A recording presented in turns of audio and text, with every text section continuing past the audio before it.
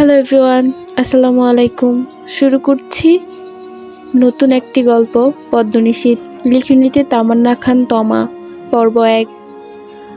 আগে বলে রাখি, এটা হচ্ছে পদ্মজ উপন্যাস এবং অবরুদ্ধ নিশীথের কপি। সো যা আমার কাছে ভাল লাগছে, যাদের ভাল লাগবে না বা স্কিপ করতে পারেন, আর যাদের ভাল লাগবে তারা শুনতে পারেন। তো শুরু করি। রাতের আঁধারে গ্রাম এক ভিন্ন রূপ সেজে ওঠে।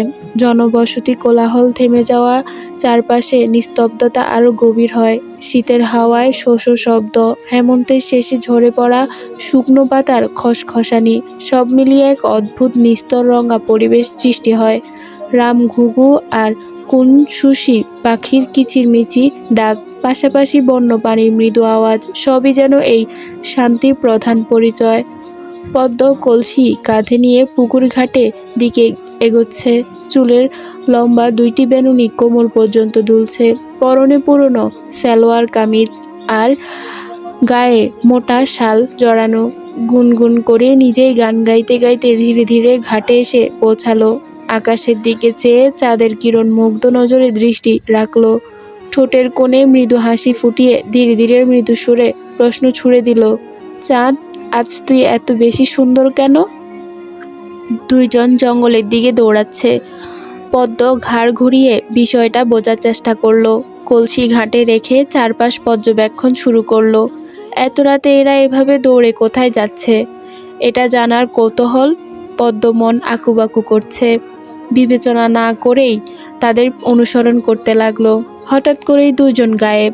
পদ্ম এদিক সেদিক তাকিয়ে খুঁজেছে। দুরন্ত থেকে কোনো আত্মচিৎকার ভেসে আসছে। কেউ অনুনয় বিনয় করে কারো কাছে ক্ষমা চাইছে। পদ্ম মন্তর ভেঙে শব্দটি অনুসরণ করতে করতে ছোট ছোট পায়ে এগোচ্ছে। খুঁজতে খুঁজতে ডোবার পিছনের দিকে ঘন জঙ্গলের মধ্যে চলে এসেছে। এই স্থান পদ্ম বাড়ি থেকে অনেক দূরে, কিন্তু পদ্মের মনে কোনো দ্বিধা নেই। চতুর্দিক ঘন কালো অন্ধকার ঘিরে রেখেছে। পার্শ্ববর্তী পরিবেশ রহস্যময়ী, এমনকি কিছুই ভীতিকর লাগছে। পদ্ম কান পেতে কিছু শোনার চেষ্টা করলো। ভাঙাচোরা একটি পুরনো বাড়ি থেকে একটি পুরুষের রুষ্ট কণ্ঠস্বর বের হচ্ছে।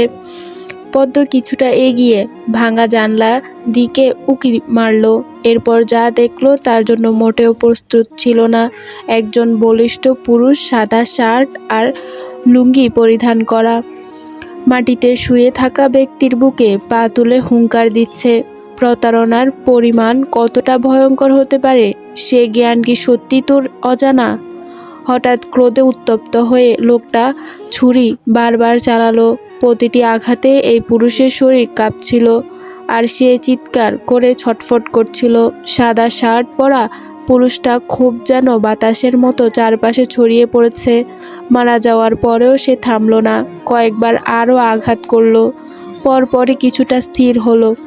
পদ্ম সব কিছু অস্থির চোখে দেখছে। অতিরিক্ত ভয়ে মুখে হাত চেপে ধরে দাঁড়িয়ে আছে। হাত পা থরথর করে কাঁপছে, কিন্তু পদ্ম নিজের মনকে ধরে রেখেছে। প্রখর দৃষ্টি পুরো ঘটনাটি পর্যবেক্ষণ করেছে। তারপর ধীরে ধীরে ভয়কে সামলে খুঁজে বের করার চেষ্টা করছে এই হত্যাকারী আসলকে। হালকা আলোয় তার মুখ স্পষ্ট নয়, কেবল টর্চের তীব্র কিরণে যতটুকু ধরা পড়ে। মুখের রুমালি বাঁধা, শার্টের হাতা কোনোই অবধি গোটানো। নিঃশব্দে সে পকেট থেকে একটি পাতলা কাপড় বের করে রক্তমাখা ছুরি পলক মুছতে থাকলো। দানব ঝিলিক এক মুহূর্ত জ্বলে উঠে অন্ধকারে মিশিয়ে গেল। এরপর ফোন হাতে নিয়ে একটি নাম্বারে ডায়াল করলো। কল রিসিভ হতেই চাপা উত্তেজনা চেঁচিয়ে উঠল, কাজ হয়েছে, 1 ঘন্টার মধ্যে জায়গাটা পরিষ্কার কর। লাশটা বস্তায় বেঁধে কর্ণফুলী নদীতে ফেলে দে। কেউ যেন টের না পায়। লাইন কেটে গেল। চারপাশে টের নীরবতা নেমে এলো। অপরাধের ভারে আরো ঘন, আরো নিস্তব্ধ হয়ে গেল।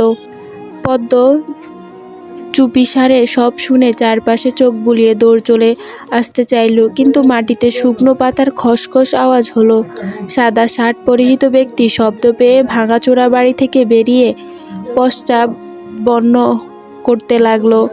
পদ্ম পিছু ফিরে ফিরে দৌড়াচ্ছে। হঠাৎ এক শক্তিশালী বুকে পিঞ্জরে ধাক্কায় ছিটকে 2 কদম পিছিয়ে গেল। গায়ে জড়ানো শাল ছিটকে অনেকটা দূরে পড়ে গেল। অন্ধকারে কিছুই স্পষ্ট দেখা যাচ্ছে না।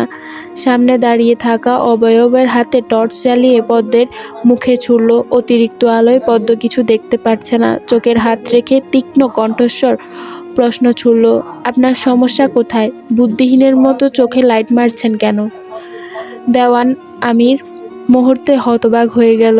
কপাল কুঁচকে টর্চের আলো সামান্য নিচু করে সামনে দাঁড়িয়ে থাকা সারু রমণীর মুখমণ্ডল দৃষ্টি স্থির করল। দুধে হালতা তার গায়ের রং, নীল নয়নে মণি অগ্নিশিখার মতো দৃঢ় জ্বলজ্বল করছে। মৃদু হাওয়ায় চুলের মোটা বেণী দুলছে। এটা এমন এক বাহ্যিক রূপ যা সময়ে থামিয়ে দেয়, নিঃশব্দে হৃদয় জয় করে নেয়, যেন প্রকৃতির সবচেয়ে নিখুঁত সৃষ্টি। হঠাৎ পদ্ম গর্জনে আমিরের ধ্যান ভাঙল। রাস্তা ছাড়ুন বলছি, নইলে এক থাপ্পড় মেরে কান গরম করে ফেলব। পাষাণ হৃদয়, এত নিষ্ঠুরভাবে কেউ কাউকে মৃত্যু দিতে পারে? পদ্মের ক্ষোভ কণ্ঠে আরও ধারালো হলো। বদলোক কোথাকার, আপনার কাছে কি মানুষের প্রাণের কোনো মূল্য নেই? আমির বিস্মিত নজরে চেয়ে রইল। পদ্ম কিঞ্চিত সামনে এগিয়ে তীক্ষ্ণ দৃষ্টিতে তাকিয়ে আমিরকে ধাক্কা মেরে চলে যেতে নিলে আমির বলবান হাতে তার ঊর্ধ্ববাহু শক্ত করে চেপে ধরল। গম্ভীর কণ্ঠে ধীরে কিন্তু ভয়ঙ্কর স্পষ্ট বলল, এখন যা দেখলে সব স্বপ্ন ভেবে ভুলে যেও। এটা আমি 5 কান হয় ডিরেক্ট গুম করে ফেলব। পদ্ম অগ্র মেজাজ চেঁচিয়ে বলল, আহাম্মক কোথাকার, অদ্ভুত লোক, আবার আমাকে ভয় দেখাচ্ছে। এরপর পদ্ম হাত ছিটকে এক প্রকার দৌড়ে বাড়ির উঠোনে এসে হাঁটুতে ভর দিয়ে হাঁপাতে লাগলো। আইয়ুব গাজী মেয়েকে ছুটে আসতে দেখে চিন্তিত ভঙ্গিতে এগিয়ে এসে উত্তেজিত কণ্ঠে প্রশ্ন করল, আম্মা, এত রাত্রে কই গেছিলি? অলকা চেঁচাতে চেঁচাতে ঘর থেকে বের হলো। তোমার মাইয়াকে শিকল দিয়া বাইন্দা রাখমু। এত কইরা কই রাইতের বেলা ঘর থেকে বাইর হবি না? কথা তার কানে লয় না। যেদিন বিপদ হইব সেদিন মজা বুঝবো, কত ধানে কত চাইল। এই মাইয়া তোর গায়ের শাল খান কই? পলাশ চিন্তাগ্রস্ত হয়ে পুকুর পাড় থেকে দৌড়ে বাড়ির উঠোনে এসে বোনকে দেখে স্বস্তির নিঃশ্বাস ফেলে। কাছে এসে চুলের বেনুনি টেনে ধরে ক্রোধী মিশ্রিত কণ্ঠে বলে, আম্মা, তোমার মাইয়ারে আমি কিন্তু একদিন ইচ্ছা মতো মারমু। হুদাই আমারে হয়রানি করলো কেন? পলাশ একটু থেমে যোগ করলো, পুকুর ঘাটে খালি কলস পইরা আছে, হুট কইরা কোথা থেকে উপস্থিত হইল? ওরে জিজ্ঞাস করো। আইয়ুব গাজী ছেলেকে থামিয়ে দিয়ে আহ্লাদী হয়ে মেয়েকে আলতো স্পর্শে আলিঙ্গন করল। অতঃপর শান্ত ভঙ্গিতে বুঝিয়া বলল, আম্মা, এই রাতের বেলা আর একলা বাড়ির হইস না, পুকুর ঘাট বালা না, এইটা তো তুই জানস। এখন ঘরে চল, ভাত খাইয়া ঘুমাইবি। জ্যোৎস্না রাতে চতুর্দিকে মৃদু হাওয়া বইছে, ঝিঝি পোকার ডাক প্রগাঢ়, আর গন্ধরাজ ফুলের সুগন্ধে জানলার চারপাশে ভরে গেছে। চাঁদের আলো পর্দা ফাঁক ভেদ করে পদ্মের চোখে মুখে উথাল পড়ছে। টিনের বেড়ায় হেলান দিয়ে পদ্ম নিশ্চুপ হয়ে তলস্পর্শী ভাবনায় মশগুল হলো। কিয়ৎক্ষণ আগে ঘটে যাওয়া ঘটনা কিছুই মাথা থেকে বের করতে পারছে না। বাড়িতে এই ব্যাপারে কাউকে কিছু বলেনি। হতবিহল ভাবনা থেকে পদ্ম নিজেকে প্রশ্ন করল, উনি এমন চিকনা পাতলা লোকটাকে এত জঘন্যভাবে হত্যা করলো কেন? অল্পক্ষণ পর পদ্ম কল্পনা থেকে বেরিয়ে আত্মকহন করল, আমি অহেতুক এই বিষয় নিয়ে এত চিন্তা ভাবনা করছি। আমি তো তাদের কাউকে চিনি না, হয়তো ওই লোকটাও কোনো কর্তব্য অন্যায় করছে, তাই এমন নৃশংস মৃত্যু হলো। আমি এসব নিয়ে অযথা স্মরণ করছি কোন দুঃখে? পদ্ম জানলা বন্ধ করে বালিশে পেতে বিছানায় শুয়ে পড়ল। সমস্ত দুশ্চিন্তা পাশে রেখে ঘুমিয়ে জন্য প্রস্তুতি নিচ্ছে। অন্যদিকে আমির বাড়ি ফিরে কলপাড়ে হাত মুখ ধুয়ে ফ্রেশ হয়ে নিল। খাবার খেয়ে রুমে এসে দেখল জাবেদ উদ্বিগ্ন হয়ে বিছানায় বসে পা দোলাচ্ছে।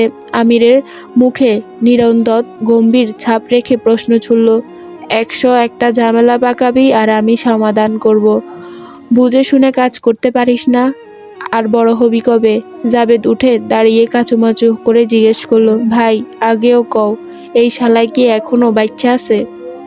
আমির মুখে ভঙ্গি রেখে পাল্টা প্রশ্ন ছুড়ল, তোর ভাই কি আদৌ কখনো কাঁচা কাজ করেছে? জাবেদ খুশি হয়ে ভাইকে আলিঙ্গন করে ধন্যবাদ জানালো, অতঃপর উৎফুল্ল চিত্রে রুমে এসে প্রস্থান করলো। আমির পদ্ম শালটা উল্টে পাল্টে দেখছে। সাদা ও কালো রঙের মিশ্রণে চোখে লেগে গেছে। এবার বুকে জড়িয়ে বিছানায় শটানভাবে শুয়ে পড়ল। কপালে হাত রেখে ঘাড় ভাবনায় নিমগ্ন হলো। পদ্মের নীল চোখে আমিরের হৃদয়ে গভীরভাবে গেঁথে গেছে। রূপ তেজে অন্তর জলে যেন খাক হয়ে যাচ্ছে। তেজীয় কণ্ঠস্বর বুকে দোল খেলাচ্ছে। অন্তত আমির একাকী বিবির করল, এই এলোনিরা রমণীর বসবাস কোথায়? আমির একটু থেমে পূর্ণ ভাবল, এর আগে তো এই গ্রামে কখনো দেখিনি। নাম তার অজানা রইল। আমি কিভাবে খুঁজে বের করব? যেভাবেই হোক খুঁজতে হবে, তাকে আমার চাই। শীতের ভোরে গ্রাম্য পরিবেশের কুয়াশায় কোমল চাদরে মোড়া থাকে। শিশির ভেজা ঘাস, স্নিগ্ধ তরুলতা আর প্রকৃতির নিজস্ব সৌন্দর্য যেন এক অপার্থিব মেলবন্ধন সৃষ্টি করে। মেঘাচ্ছন্ন আকাশের কারণে চারপাশে সবকিছু অস্পষ্ট হয়, আর শিশির ফোঁটাগুলো ঘাস ও পাতার মুক্তের মতো ঝকঝক করছে। এমন সকালে আনন্দের সঙ্গে স্মৃতি ঘন ঘন জড়িয়ে থাকে, বিশেষ করে গ্রামীণ পরিবেশে সাধারণ আনন্দ, খেজুরের রসের মিষ্টি গন্ধ আর পিঠার স্বাদ মিহেল ভোর উপভোগ করতে আরও সমৃদ্ধ করে তোলে। ভোর 7:09 বাজে। আইয়ুব গাজী মেয়েকে নিয়ে খেজুরের রস নামাতে বের হচ্ছেন। মসৃণ সকালে পদ্ম ক্ষেতের আইলে বাবার হাত ধরে হাঁটছে আর প্রকৃতির স্পন্দন অনুভব করছে। বাবা মেয়ে খেজুরের রস নামিয়ে বাড়ি ফিরে চুলায় আঁচ করেছেন। পদ্ম মাকে ছোট ছোট কাজে সাহায্য করে কলেজের জন্য প্রস্তুতি নিচ্ছে। সাদা ড্রেস, মুখে মাস্ক, চুলে লম্বা বেনুনি, নিজেকে গুছিয়ে নিয়ে দ্রুত বেরিয়ে পড়ল। ফাঁকা রাস্তায় দুপাশে বিল আর জঙ্গলের আবরণ। পদ্ম বারবার পিছু ফিরে তাকাচ্ছে, যেন কেউ ওকে অনুসরণ করছে, তবে কিছু ওই দৃশ্যমান নয়। একটু তাড়াহুড়া করে হাঁটতে হাঁটতে হঠাৎ মাঝ রাস্তায় বান্ধবীর দেখা, ভীষণ খুশি হলো। দুজন উৎফুল্ল চিত্রে একসাথে কলেজের পথে চলল। আমির ঘুম থেকে জাগ্রত হয়ে হাই তুলে উঠে বসলো। ফোন হাতে নাগালে নিয়ে কাঙ্ক্ষিত নাম্বারে ডায়াল করলো।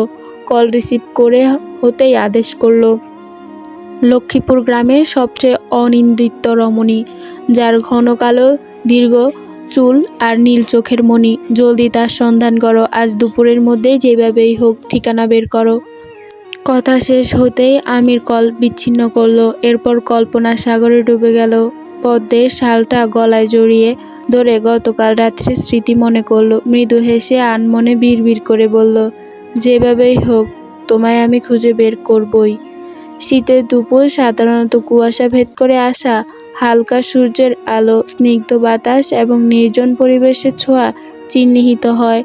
এই সময় সূর্য তার তেজ হারিয়ে ফেলে, আর আকাশ মেঘে ঢাকা থাকায় চারপাশে সোনালি আভা ছড়ায়। প্রকৃতি যেন এক শান্ত চাদরে নিজেকে মুড়ে নেয়। চতুর্দিক জনদৃষ্টি হয়ে পড়ে, যা আত্মসন্ধানের এক নিখুঁত সুযোগ তৈরি করে। পদ্ম কলেজে ছুটি হওয়ার পর হেঁটে হেঁটে বাসায় ফিরছিল। দুপুরের দিকে রাস্তায় টুকটাক লোকজন দেখা যাচ্ছে। হঠাৎ কেউ ওর সামনে এসে দাঁড়ালো। মুখে লেগে আছে মুচকি হাসি। দু হাত পকেটে গুজে উল্লাসী কণ্ঠে প্রশ্ন ছুড়ে দিল, পদ্মফুল, তুমি কেমন আছো? পদ্ম সামান্য আড়চোখে সামনে দাঁড়ানো পুরুষটির দিকে তাকালো। অনন্তর মাথা নিচু করে ছোট্ট মৃদু সুরে প্রত্যুত্তর করল, জি আলহামদুলিল্লাহ। জয় মৃদু হেসে পূর্ণ বলল, পদ্মফুল, আজকে তোমাকে ভয়ঙ্কর সুন্দর লাগছে। এই অবিশ্বাস্য সুন্দর দেখেই আমার হৃদয়ে তোলপাড় শুরু হয়ে গেছে। শিরা উপশিরা যেন ঝংকার বাজছে। খুব শীঘ্রই বিয়ের প্রস্তাব পাঠাবো। দয়া করে আমাকে প্রত্যাখ্যান করো না। আমি তোমার প্রেমে উন্মাদ হয়ে যাচ্ছি। আমার অশান্ত এই হৃদয় তোমাকে কাছে না পেলে কখনোই শান্ত হবে না। পদ্ম এসব শুনে ভনিতা না করে পাশ কাটিয়ে চলে যেতে লাগলো। কেউ একজন দূর থেকে সব দেখছে। সে জ্বলে পুড়ে খাঁক হয়ে উঠেছে। হঠাৎ জয় চিৎকার করে বলে উঠল, পদ্মফুল, আমি কিন্তু তোমাকে সত্যিই খুব ভালোবাসি। যতদিন বাঁচবো তোমার জায়গা কেউ নিতে পারবে না। পদ্ম আর কিছু পিছু ফিরে তাকালো না, দ্রুত পায়ে এগিয়ে বাড়ির দিকে চলে গেল। শীতে বিকালে এক ধরনের অলসতা ভর করে আসে। এই সময় মন অকারণে কিছু বিচ্ছন্ন হয়ে পড়ে। গাছের পাতা ঝরে পড়ে, প্রকৃতি ধারণ করে এক ভিন্ন রূপ। হালকা কুয়াশার চাদরে ঢেকে যায় চতুর্থ পর্ষ। পদ্ম উঠানে এক কোণে চেয়ার পেতে বসে চা খাচ্ছে, হাতে পথের পাঁচালী উপন্যাস বই। গভীর মনোযোগ দিয়ে পড়ছে, ফাঁকে ফাঁকে চায়ে চুমুক দিচ্ছে।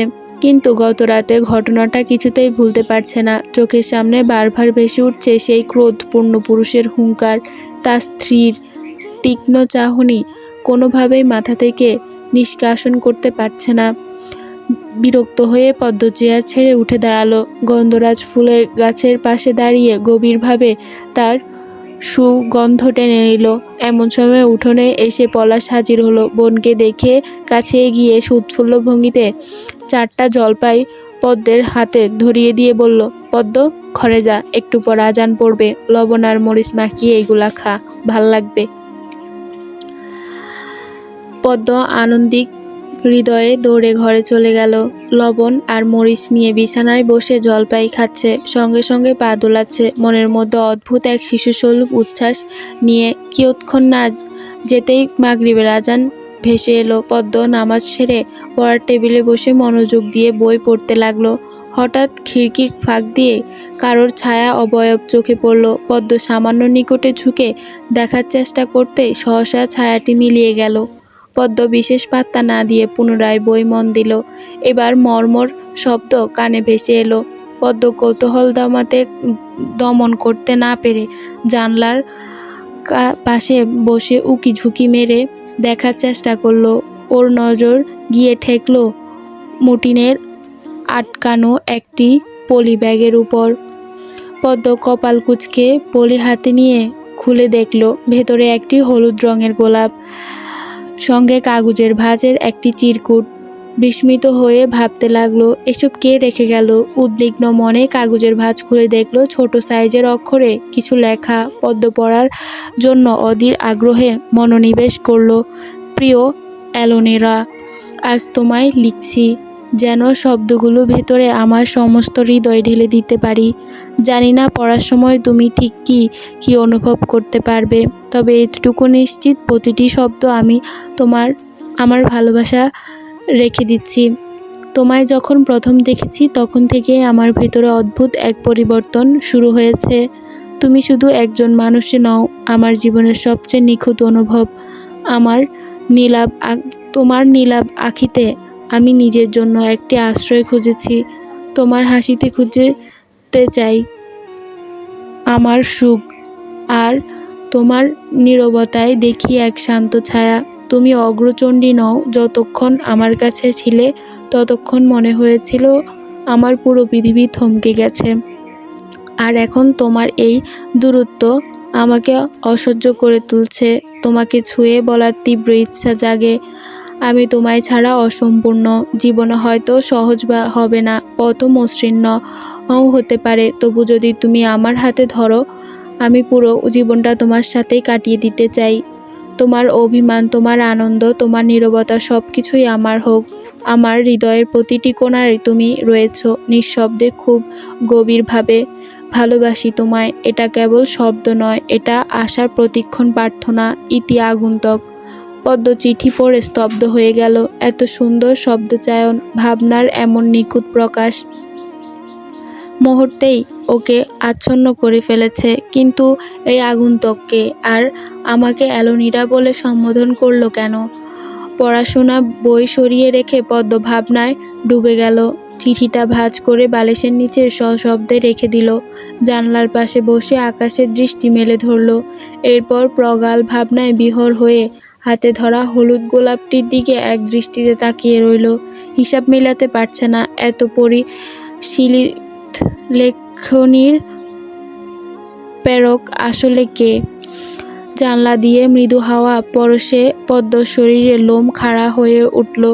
এক অজানা শিহরণ যেন সারা শরীরে কাঁপিয়ে দিল। পাতলা দুটো ঠোঁট থরথর করে কেঁপে উঠল। পদ্ম নীরব হয়ে বসে রইল। আপাতত বার্তার প্রেরকের ভাবনাতেই সম্পূর্ণ মগ্ন। হঠাৎ নিজের প্রশ্ন ছুড়ে নিল, হলুদ গোলাপ যে আমার পছন্দ সেটা ওই অপরিচিত মানুষটা জানল কিভাবে? শীতের গভীর রাত, কুয়াশা, নীরবতা আর অনকনে ঠান্ডা আচ্ছন্ন হয়। এই সময় প্রকৃতি যেন স্তব্ধ হয়ে আসে, চারপাশে ঘন কুয়াশা ঢেকে থাকে, দূরে অবয়বগুলো অস্পষ্ট হয়ে পড়ে। রাতে এই নিস্তব্ধতা মনে সময়ে একাকিত্ব আর বিষণ্ণতাকেও আরো গভীর করে তোলে। আমির মনমরা হয়ে ছাদের কার্নিশ দাঁড়িয়ে আছে। দুপুরে পদ্মকে রাস্তায় দাঁড়িয়ে কারো সঙ্গে কথা বলতে দেখেছিল। আমির অগোচরে ওদের পুরো কথোপকথন কানে তুলে নিয়েছে। জয়ের শেষ চিৎকার করে বলা কথাগুলো এখনো আমিরের কানে বাজছে। আমির শুকনো ঢোক গলে নিল, জিহ্বা দিয়ে অজান্তেই ঠোঁট ভেজালো। অতঃপর নিজের সাথে আত্মকহনের মেতে উঠল। ভেবে কি পদ্ম এই ছেলেকে পছন্দ করে? আমির ফুঁস করে নিঃশ্বাস ফেলে আবার বলল, আমি এটা হওয়ার সুযোগ দেব না অ্যালোনিরা। গত পরশু তোমার মোহনীর মুখখানা দেখার পর থেকে পরবর্তী প্রতিটি সেকেন্ড আমার কাছে একটি যুগের অপেক্ষায় ধৈর্য পরীক্ষা। তোমার সৌন্দর্য আবছায়া আমার অনুভবেই গড়ে উঠেছে। তোমার ভালোবাসা আবেশ আমার সমগ্র হৃদয় ছুরি করে নিয়েছে। তোমাকে কারো হতে দেওয়া যাবে না। যেভাবেই হোক তোমাকে নিজের করেই নেব। প্রয়োজন হলে মহা প্রলয় ঘটাবো। সন্ধ্যা নেমে এসেছে। রাতের আধারে ঘর ছেয়ে আছে। পদ্ম নিজের কুটিরে বই পড়ছিল। হঠাৎ কারেন্ট চলে যাওয়ার পর ঘর পুরোপুরি অন্ধকার মরে গেছে। পদ্ম বই থামিয়ে পায়চারি করতে করতে উঠানে বেরিয়ে এলো। পুকুর পাড়ে কোথাও বসে পেঁচা হু হু করে ডাকছে। আবাসন্ন রাতে আকাশ গাঢ় রহস্যময়, চারপাশে ঘন কালো অন্ধকার ছড়িয়ে আছে। পদ্ম ধীরে ধীরে পুকুর ঘাটের দিকে এগিয়ে গেল। অল্প দূরত্বে অস্বচ্ছরূপ কিছু একটা অবয়ব দেখতে পেল। কেউ একজন শার্ট আর লুঙ্গি পরিহিত অবস্থায় হেঁটে হেঁটে কাউকে টেনে নিয়ে যাচ্ছে। পদ্মের হৃদয় দ্রুত ধুকপুক করছে, গুটি গুটি পায়ে এগোচ্ছে, যেন কেউ ভুল করলেও তা সহজে প্রকাশ পাবে না। হঠাৎ পিছন থেকে কারোর হাতে স্পর্শ অনুভব করেই ভ্রু কুঁচকে উঠল। ঘাড় ঘুরিয়ে দেখল পলাশ দাঁড়িয়ে আছে। পদ্ম শুকনো ঢোক গিলে বিভ্রান্ত দৃষ্টিতে ভাইয়ের দিকে তাকালো। অন্ধকারে পলাশ মুখে স্পষ্ট, তবে তার আকার ও ভঙ্গি চিনতে কোনো অসুবিধা হয়নি। পলাশ পদ্মের হাত ধরে এক প্রকার টেনে উঠোনে নিয়ে আসলো। ক্রোধে উন্মাদ, হুঙ্কার কাঁপছে বাতাসে। এত রাইতে কারেন্ট নাই, তুই পুকুর ঘাটে কি করতাছিলি? পদ্ম নির্বিকার ভঙ্গিতে ভাইয়ের পান চেয়ে রইল। অলোকা হন্তদন্ত হয়ে ঘর থেকে বেরিয়ে এলো। ছেলের এমন চিৎকার শুনে সে সম্পূর্ণ হতবাক হয়ে গেল। এত রাতে এভাবে শোরগোল করছে কেন সেটাই বুঝতে পারছিল না। তিনি মন্তর গতিতে বললেন, এত চিল্লাচিল্লি করছিস কেন? আশেপাশে সবাই জড়ো হইয়া যাইব। পলাশ প্রত্যুকার করে, তোমার মাইয়া এই রাতের বেলা একলা পুকুর ঘাটে গেছিল। এমন অন্ধকারে এই জায়গায় তার কাম কি? এত কইরা নিষেধ করি, কথা কি ওর কানে যায় না? পদ্ম নিজেকে স্থির করে প্রশ্ন ছুড়ল, দাদা, সন্ধ্যা থেকে তোমাকে ঘরে দেখিনি, তুমি এতক্ষণ কোথায় ছিলে?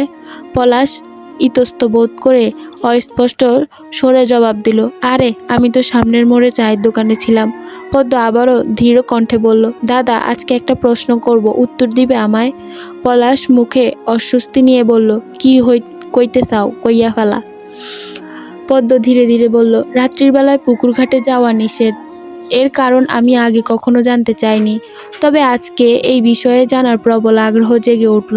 আমায় কি বলবে, কি আছে ওখানে? অলোকা ছেলের আঁখি ডারে নিষেধ করলো। পলাশ কিছুটা অসহজ হয়ে কথা ঘুরিয়ে প্রত্যুকার করলো, এমনি রাইতের বেলা পুকুর ঘাটে জিন দেখা যায়, এই জন্যই যাইতে বারণ করি, তুই তো কথা শুনোস না। পদ্ম আর কিছু না বলে নিঃশব্দে ঘরে ঢুকলো এবং নিজের কুটিরেতে চলে গেল।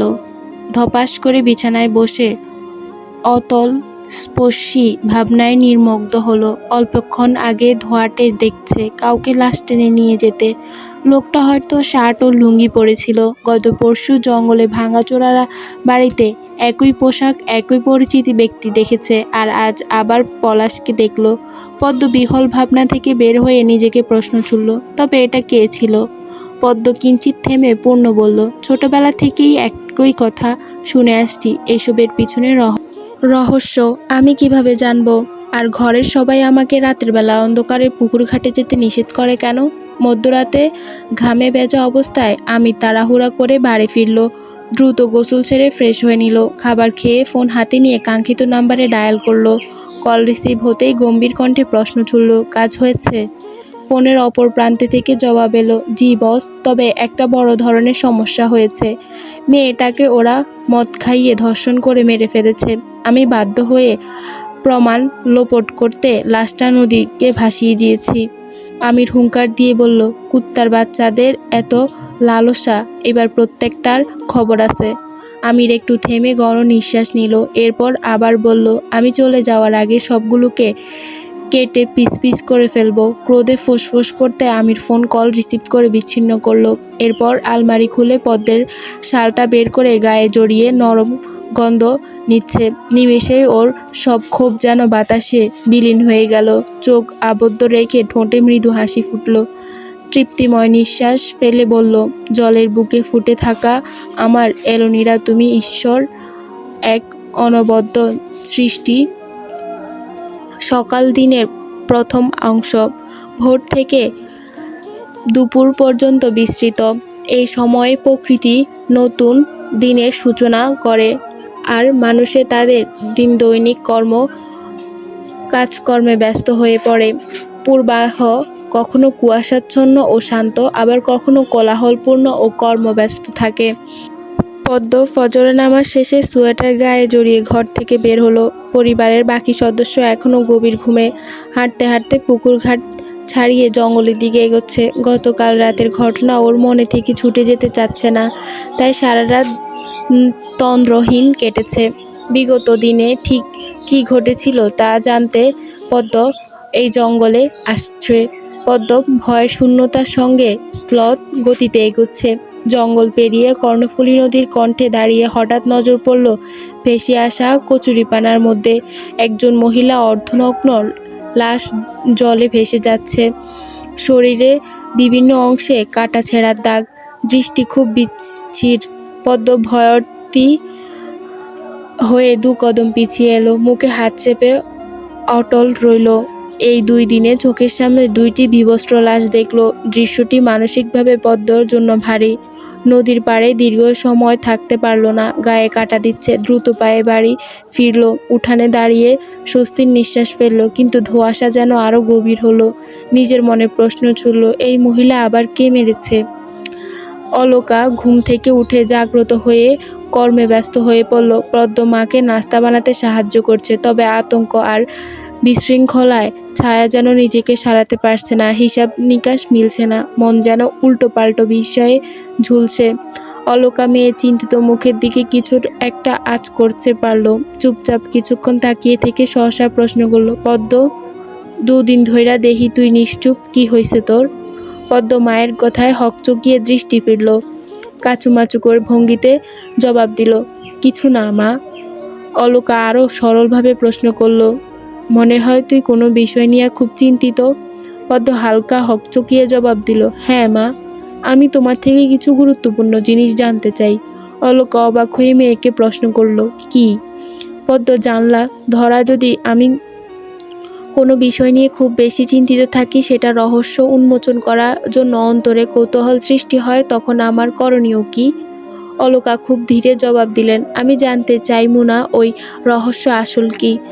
তয় একখান কথা মনে রাখিস, ওই প্রসঙ্গটা মনোযোগ দিয়া পর্যবেক্ষণ কর, দেখ, ভাব, অনুভব কর, চেষ্টা কর, নিজের উত্তর খুঁজা বাই কর, সবই ধীরে ধীরে স্পষ্ট হইয়া যাইব। পদ্ম আর কোনো প্রশ্ন করল না। কিয়ৎক্ষণের মধ্যে নাস্তা খেয়ে কলেজের জন্য রেডি হয়ে গেল। এরপর দ্রুত গতিতে হাঁটতে হাঁটতে রাস্তার পাশে দাঁড়িয়ে দেখলো কয়েকজন মহিলা কথাবার্তা বলছে। পদ্ম কান খাড়া করে তাদের কথোপকথন শুনতে লাগলো। তাদের মধ্যে একজন বললেন, গতকালই ওই মাইয়াডার ধর্ষণ কইরা মারছে, পরে গাঙ্গে জলে ভাসাইয়া দিছে। দৃশ্যটা কি করুণ। আরেকজন মহিলা বলে, ভোরে পুলিশ লাশ নিয়ে গেছে। এমন কঠিন মৃত্যু আল্লাহ আর কাউরে না দিক। শরীরের মধ্যে অঙ্গ প্রত্যঙ্গ আর কিছুই নাই, চোখ দুইখান তুইল্লা ফালাইছে। এই গ্রামে বাচ্চা থাকা দায়, কয়দিন পর পর খুন খারাপি হয়। খোদা জানে আমাগো পালা আবার কবে আইয়ে। পদ্ম এসব শুনে আর এক মুহূর্ত দাঁড়াল না। মুখে একরাশ বিষণ্ণতা নিয়ে দ্রুত জায়গা ছাড়লো এবং কলেজের দিকে চলল। অন্যদিকে আমির ঘুম থেকে জেগে ফ্রেশ হয়ে নিল। খুব শীঘ্রই নাস্তা খেতে বসলো। জাবেদ পাশে এসে বসে পড়ল। চিন্তিত ভঙ্গিতে প্রশ্ন করলো, ভাই তুমি এইবার যাইবা কবে? আমির খেতে খেতে জবাব দিল, আরও 1 সপ্তাহ বাড়িতে আসি। কেন, কোনো সমস্যা আছে? জাবেদ আমতা আমতা করে বলল, আজ সকালে শুনলাম পুলিশে একজন অচেনা মহিলার লাশ পাইছে, নদীতে ভাইসা গেছিল। পরে মানুষজন ওগরে খবর দিছে। মহিলার সমস্ত গায়ে কাটা ছেঁড়া, চোখ কিডনি কিছুই নাই, পর মধ্যে গণধর্ষণ কইরা মারছে। আমার খুব ভয় করতাছে ভাই, তুমি আবার। আমিরের মধ্যে কোনো ভেতরে টানাপোড়েন দেখা গেল না। নির্বিকারভাবে খাবার শেষ করলো। এরপর জাবের দিকে প্রগল চোখ নজর দিল। দৃষ্টি ধীরতা রেখেই বলল, আমাকে নিয়ে চিন্তা করিস না, খুব দ্রুত চলে যাচ্ছি, তুই নিজের কাজে মত দে।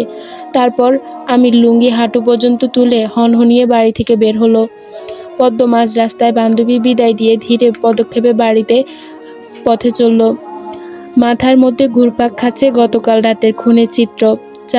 সারাদিন এড়িয়ে যাওয়ার চেষ্টা করেও সে ছায়াময় ঘটনা ভাবনা ওর পিছন ছাড়ছে না। একা একা হাঁটতে হাঁটতে নিজের সঙ্গে বিড়বিড় করতে করতে পদ্ম ভাবছে, এমন বিকৃত খুন কে ঘটাতে পারে? এই রাতে যাকে স্বচক্ষে দেখেছিলাম সে নয় তো? পদ্ম অন্যমনস্ক হয়ে হাঁটতে হাঁটতে ধপাস করে রাস্তায় বসে পড়ল। আশেপাশের উঁচু নিচু খেয়াল হয়নি। হাঁটু সামান্য ছিলে যাওয়ায় সালোয়ার রক্তে ছোপ ছোপ দাগে স্পষ্ট হয়ে উঠল। আমি দ্রুত সন্নিহিত এগিয়ে এলো। নিঃশব্দে পদ্মের সামনে দাঁড়িয়ে গম্ভীর দৃষ্টিতে দেখল। বাতাসে দোল খাচ্ছে রমণীর উড়ন্ত চুল। দেখে আমিরের হৃদয় নড়ে উঠল। পদ্ম নীল চোখে গভীর দৃষ্টি যেন আমিরের পুরোপুরি কাবু করে ফেলল। আমির মৃদু হাসি দিয়ে বুকে হাত গুজল, চোখে মুগ্ধতার ছাপ রইল।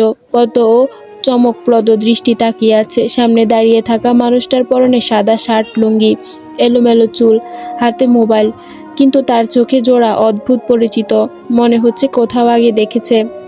আমির হাসি মুখে শুধালো, এভাবে বসে থাকবে? পদ্ম কণ্ঠস্বর এক অচেনা সুর। নিঃশব্দে ভাবুক হয়ে বসে রইল। আমির আবার মুচকি হেসে বলল, সবাই দেখছে তো, তাই না? হঠাৎ পদ্ম চিৎকার করলো। আমিরের বুকে ধড়ফড় করে উঠল। খাম্বার মতো দাঁড়িয়ে হাসছি কেন? আমি যে পড়ে ব্যথা পেয়েছি আপনি কি দেখলেন না? মুহূর্তের মধ্যেই আমির হাসি যেন উধাও হয়ে গেল। হাত বাড়িয়ে পদ্মকে উঠে আসতে বলল। পদ্ম মাথা কুচকিয়ে একা উঠতে দাঁড়ালো। মাস্কের আড়ালে মুখ পেংচি কেটে দ্রুত প্রস্থান করলো। সবাই ভুল ত্রুটি মাপ করবেন। আমি আগেই বলি এটা অবরুদ্ধ নিশীথ এবং পদ্মজার কপি।